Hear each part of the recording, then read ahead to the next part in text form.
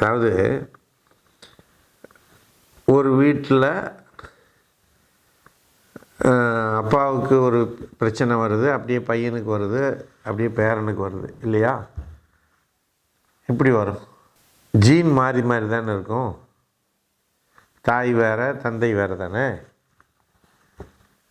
ஆனால் என்ன அப்படின்னா, இந்த பரம்பரையாக வருது, ஜெனட்டிக்காக வருது அப்படிங்கிறதுல சில உண்மைகள் இருக்குது. ஆனால் பெரும்பான்மையான விஷயம் என்ன அப்படின்னா, அந்த வீட்டிலே நிலவக்கூடிய சூழ்நிலை,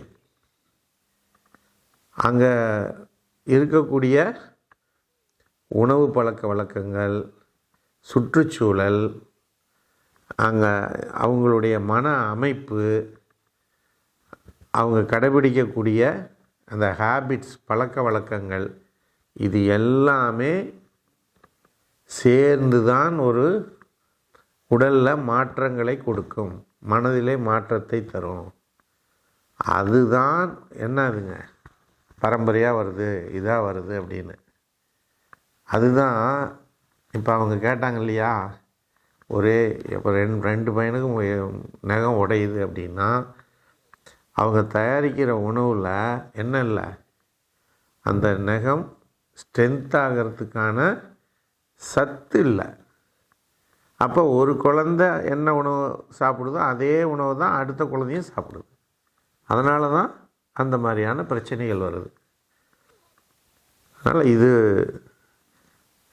என்ன, சத்து குறைபாடு அப்படிங்கிறது ஒன்று.